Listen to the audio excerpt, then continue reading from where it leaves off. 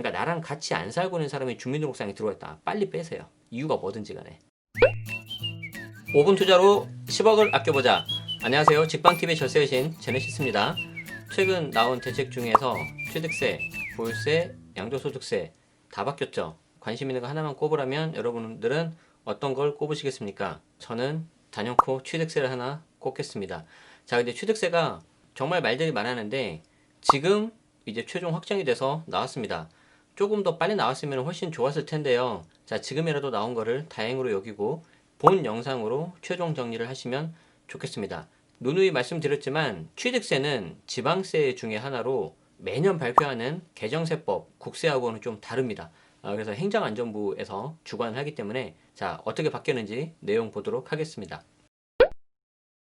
많이 아시는 것처럼 일단 첫 번째 다주택자 그리고 법인 취득세는 강화가 됐는데 법인 같은 경우에는 곧바로 12% 취득세가 적용이 됩니다. 자, 그런데 개인이 조금 재밌게 바뀌었어요. 조정 대상 지역과 비조정 대상 지역으로 구분해서 하는데 조정 비조정 구분 없이 1주택이라면은 주택가액에 따라서 1에서 3%, 6억까지는 1%, 6억에서 9억은 2%대 나오고 이제 9억이 초과가 되면 3%가 나오는데 조정 대상 지역 같은 경우에는 2주택이 되면 곧바로 8%고요. 3주택이면 12%, 4주택 같은 경우에는 12%가 되겠죠. 그런데 비조정 대상 지역 같은 경우에는 2주택 같은 경우는 기존대로 1에서 3%, 3주택 8%, 그리고 4주택이 이제 12%가 됩니다. 자, 왜 이게 조금 차이가 있냐면은 2주택 같은 경우에 일시적 2주택 비과세가 있어요. 기본적으로는 기존 취득세 1에서 3%가 들어갑니다. 그리고 나중에 일시적 2주택 비과세 요건을 갖추면은 그대로 갖추지 못하면 8% 적용을 합니다. 단 조정에서 조정으로 갔을 때 이해되시죠? 비조정 같은 경우는 무조건 1에서 3%. 2주택 같은 경우에는 조정지역 같은 경우만 일시적 2주택 비과세를 갖추면 1에서 3%고 그 외에는 3주택부터 제재가 들어간다. 이렇게 좀 알아두시면 편할 것 같습니다.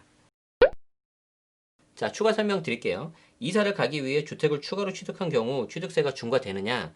그렇지 않고 신규 주택 취득 시에는 우선 1주택 세율 1에서 3%로 신고 납부하면 됩니다. 왜냐하면 취득하는 그 당시부터 일시주택 비과세 판단이 안 되잖아요. 종전주택을 1년 또는 2년 아니면 3년 안에 팔아야 되는데 조정에서 조정으로 갔는데 일시주택 비과세 처분 기간을 놓쳤다. 그러면은 조정 대상 지역으로 2번 주택이 되기 때문에 8% 취득세 나중에 추가해서 가산세까지 포함해서 내셔야 되는 거 조심하셔야 되겠습니다. 자, 전에 영상에서 본 건데 다시 한번 좀 보죠. 조정 대상 지역에서 조정 대상 지역으로 이동을 할 때 2번 주택 취득일을 잘 보셔야 되는데 2번 주택이 2018년 9.13 이전에 취득했다. 그러면은 3년이고요. 2018년 9월 14일부터 2019년 12월 16일까지 그러면은 2년입니다. 자, 그리고 2번 주택을 2019년 12월 16일 이후에 취득을 했다. 그러면은 1년입니다. 그 외에 조정에서 비조정, 비조정에서 조정, 비조정, 비조정 모두 다 3년입니다. 아시겠죠? 자, 다주택자들 같은 경우에 보유세를 이제 피하기 위해서 할 수 있는 방법이 임대주택 등록, 그리고 파는 거, 그리고 증여 세 가지가 있는데 임대주택 등록하는 거는 이제 사실상 없어졌죠. 그리고 팔려고 봤더니 양도소득세 중과가 있어요. 그리고 마지막으로 선택할 수 있는 게 이제 증여인데 증여에 대해서도 이제 취득세를 높이겠다라고 정부에서 말을 했죠. 조정 대상 지역에서 공시 가격이 3억 이상 넘을 때 증여 취득세가 12%가 나옵니다. 다만 증여를 받는 사람이 취득세를 내는 건데 같은 세대 내에서 집이 옮겨가는 경우 즉 1세대 1주택인 상태에서 뭐 부모로부터 자녀로 가는 경우 이런 경우에는 기존처럼 3.5% 지방세 포함하면 이제 4%가 되는데 기존하고 동일하다고 보시면 되고요. 그 외에 해당되는 경우가 12%이기 때문에 이 부분 주의하셔야 되겠습니다. 자, 그 다음 개인적으로는 굉장히 반가운 소식이네요. 여기 보시면은 미혼인 30세 미만인 자녀가 취업해서 소득이 있는 경우라도 별도의 세대로 판단을 하고 별도의 세대로 판단되기 위해서는 중위소득의 40% 이상의 소득이 있어야 되는데 구체적으로는 2020년 기준 1인 가구 소득이 월 175만원 이거의 40%이기 때문에 월 70만원 정도면은 별도 세대로 인정이 되는 거죠. 자, 이 부분은 잘 바뀐 거라고 생각을 합니다. 다만 미성년자인 경우에는 아무리 소득이 많더라도 부모 세대원에 포함이 되니까 이 부분은 착각하시면 안 되시겠죠.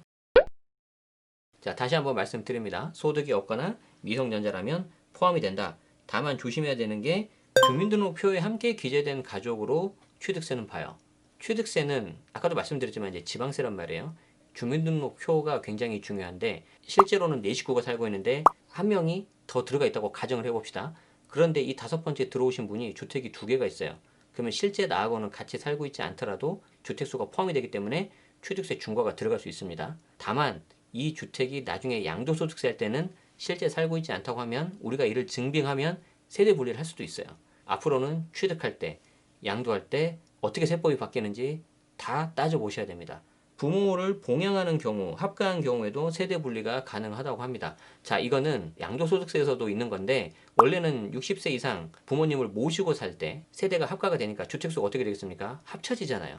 65세 이상으로 됐네요. 자, 그래서 이 부분 조금 차이가 있으니까 합리적인 수준에서 각각의 독립된 세대로 간주가 되니까 이 부분 잊지 마시고 혹시라도 잘못 세금이 부과되면 말씀을 하셔야 되겠습니다. 이 부분은 굉장히 조심하셔야 되는데 앞으로 분양권, 입주권을 취득세 중과 여부 따질 때 주택수에 이제 앞으로 들어가는데 법 시행 이후 신규 취득분부터 적용이 되고 지금 설명드리는 취득세 개정은 8월 11일부터 이제 시행이 되니까 이후부터 취득하는 입주권하고 분양권은 취득세 중과를 따질 때 주택세에 들어가는 거죠. 자, 다시 말씀드리지만 취득세 중과를 따질 때, 즉 조정지역 2주택이면 8%, 3주택이면 8% 이런 식으로 취득세 중과를 따질 때 분양권, 입주권이 주택수에 들어가는 거지 나중에 양도할 때는 입주권은 또 양도세마다 다릅니다. 취득 단계, 양도 단계 각각 다르기 때문에 각각을 좀 구분해서 알아두셔야 되겠습니다. 분양권, 입주권 뿐만 아니라 주거용 오피스텔도 취득세 중과 포함할 때 주택수에 포함이 됩니다. 행정안전부에서 나온 자료인데 오피스텔도 주택수에 포함되느냐? 모든 주택수가 아니라 취득세 중과 따질 때 주택수예요. 그래서 이거를 좀 구분해서 보셔야 되는데 재산세 과세 대장에 주택으로 기재되어 주택분 재산세가 과세되고 있다면 주거용으로 보아서 취득세 중과를 따질 때 주택수로 포함을 하겠다. 오피스텔 분양권은 다만 여기서 제외가 됩니다. 왜 그러냐면 오피스텔 분양권은 일단 공부상으로는 업무용이고 실제 이게 어떻게 쓰일지는 모르기 때문에 이렇게 제외를 시킨 것 같습니다. 자, 그리고 취득세 중과에서 제외되는 주택들이 있는데 1번부터 13번까지 이렇게 별첨으로 보도자료에 나와 있는데 이 중에서 여러분들한테 좀 해당될 만한 거가 제가 좀 박스를 쳐봤어요. 가정 어린이집, 그리고 농어촌 주택, 그리고 공시가격 1억 이하인 주택. 다만 재개발 구역 등 규제 지역, 투기 이슈가 있을 만한 그런 지역은 일부 제외됩니다. 상속주택, 상속 개시로부터 5년 이내. 이 말은 이제 5년이 지나면 또 주택수에 포함이 되겠죠. 자, 몇 가지가 이렇게 있는데 한번 좀 표를 보시면서 혹시 나한테 해당되는 건 있는지 취득세 중과 따질 때 제외되는 거는 제외하시고 이렇게 보시면 좋겠습니다. 또 한 가지 좋은 소식은 7월 10일 이전에 계약서를 작성하고 계약금을 지급한 경우 이 경우에는 원래 3개월 혹은 분양권 같은 경우 3년 안에 잔금하면은 종전 규정을 하기로 했는데 이때 3개월 그리고 3년에 대한 시한이 없어졌습니다. 그래서 7월 10일 이전에 계약을 했다면은 언제 잔금을 하더라도 종전 취득세 규정이 들어가고 다만 종전 취득세 중에서 1세대 4주택 같은 경우에는 4% 들어가기 때문에 이 부분은 조심하시기 바랍니다. 그리고 이때 계약을 실제로 내가 했는지를 증빙할 수 있는 자료는 부동산 실거래 신고 자료, 그리고 계약금과 관련된 금융거래 내역, 계좌 이체증, 자 그리고 시행사와의 분양 계약서 등이고 안타깝지만 이 경우에 가계약한 거는 들어가지 않으니까 참고하시기 바랍니다. 7월 10일이 넘어서 계약을 한 경우에 시행일인 8월 11일 전에 잔금을 한 경우라면은 역시 이 경우에도 종전 규정 적용되니까 혹시 해당되시는 분들은 빠뜨리지 말고 잘 챙기시기 바랍니다. 자, 사례를 좀 잠깐 볼까요? 자, 조정 대상 지역에 1주택을 소유하고 있는 상황에서 2번 주택, 비조정 대상 지역에 3억 원 아파트를 추가로 취득한 경우 취득세는 어떻게 될 거냐? 2번 주택이 일단 조정이에요, 비조정이에요? 이거부터 따져야죠. 1번 주택은 상관이 없고요. 2번 내가 앞으로 취득하는 주택이 조정이에요, 비조정이에요? 비조정이죠. 비조정은 일시적주택 비과세 상관없이 그냥 종전규정 1에서 3%. 그래서 비조정 대상 지역이 2번째이기 때문에 이 경우에는 그냥 1에서 3%. 만약에 반대가 되면 어떨까요? 비조정에서 1주택 갖고 있었는데 2번 주택이 조정이다. 그래도 이 경우에는 먼저 1에서 3% 먼저 하죠. 그리고 나중에 이게 일시적주택 비과세 요건을 갖추지 못한 상태에서 처분을 못 해버리면 그때는 8%. 그래서 차액에 대해서 세금을 더 내야 되고 가산세까지 내야 됩니다. 자, 1주택 소유자가 비조정 대상 지역의 주택을 취득한다. 좀 전에 말씀드린 것처럼 1에서 3%. 1주택 소유자가 조정 대상 지역의 주택을 취득해서 세율을 한다. 그러면 취득세는 8%. 단 일시적 이택 비과세라면 제외. 그리고 2주택 소유자가 비조정 대상 지역에서 주택 취득한다. 그러면 이때 취득세는 8%. 만약에 2주택 소유자가 조정 대상 지역에서 3번째 주택을 하면 몇 퍼센트? 12%. 기존에 5억짜리 집이었다면 500만 원이었던 취득세가 이제 6천만 원을 내야 되는 거죠. 8% 12%보다는 500만 원, 6천만 원 이게 훨씬 더 와닿죠. 다주택자들 같은 경우에는 이제 꼼짝없이 추가로 취득할 수 있는 게 없어지는 거고요. 그걸 역으로 바꿔 생각하셔야죠. 이제 내가 실거주 집을 알아본다. 그런 입장이라면은 취득세는 내가 1에서 3%이기 때문에 오히려 더 쉽게 할 수도 있겠습니다. 취득세가 이렇게 많이 바뀐 적은 제 기억에도 없었던 것 같아요. 그래서 다시 한번 당부드리지만 취득세는 별도의 절세 전략보다는 이 취득세 중과 자체를 피하는 게 이제 굉장히 중요해졌습니다. 자칫 실수하지 않도록 하시기 바라고, 특히 대부분의 우리 이 영상을 듣고 계시는 분들 중에는 이 실거주자분들이 정말 실수할 수 있는 게 아까 그거예요. 주민등록표. 그러니까 나랑 같이 안 살고 있는 사람이 주민등록상에 들어왔다. 빨리 빼세요. 이유가 뭐든지 간에. 그리고 이 사람이 주택을 가지고 있으면 정말 문제가 될 수 있습니다. 아시겠죠? 자, 오늘 내용이 도움이 되셨다면 좋아요, 구독 한번 부탁드리고요.